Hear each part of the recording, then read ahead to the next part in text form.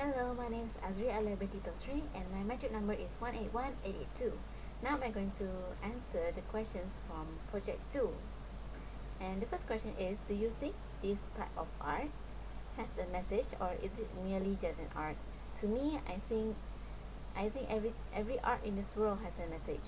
So from Joshua's art, I think he's trying to send us a message that you don't have to waste your everyday things and throw them away and let them to pollute the world. And why I said is because Joshua used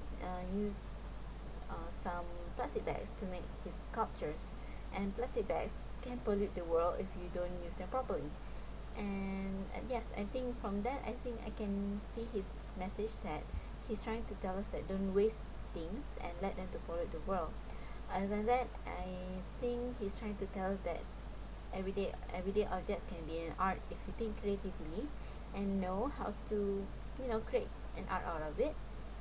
So maybe not just an art, you probably can be innovative by creating an invention from your everyday things that you see around you. And yes, I think Joshua's art has a has has the messages that I just mentioned just now. And for the next question is, what are some challenges in creating the artwork? So Joshua has mentioned his some few challenges that he has to face when creating his art is that he cannot predict how his art will look like in the streets of New York, because his art depends a lot on the subway air to inflate them. So Joshua has a problem that he cannot predict how strong the subway airs to how strong is it to inflate his sculpture like the way he wanted to. So he had sometimes he had some problems that some of his sculptures doesn't inflate like he wanted to, so it doesn't display how doesn't display how much that he wanted to. So yes, that so yes, one of his major challenges that he has to face is that the subway air, because his sculptures depends a lot on it. And now for the final question is that, what other everyday objects can be used to create artworks? And I have to give two examples. And to me, I think you can make art out of papers, not because you can draw on it or paint on it, but you can create origami, and the one that you have to fold the papers and to make a small sculpture. And from this origami, you can stack them together to make a bigger sculpture.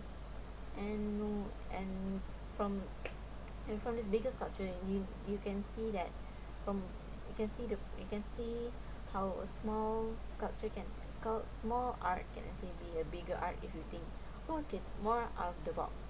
And I've seen a lot of paper sculptures, and that's why I said that papers can be a very useful thing to make an art.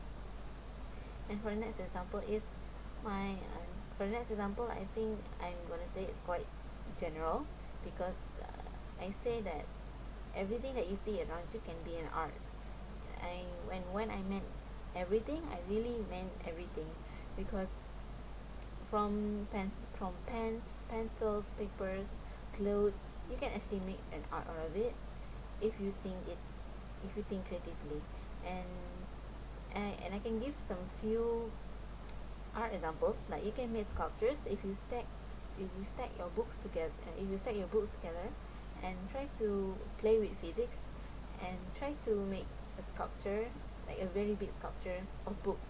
Other than that, you can take your clothes, or probably your kitchen utensils, or maybe your toiletries, and put it on the floor and try to make a scenery out of it. Probably your blue towel can be your sea, your yellow papers can be your sun, and sometimes you can use your extra buttons to be the sand, or yes, you can create a lot of other things by using your everyday stuff that you have around you.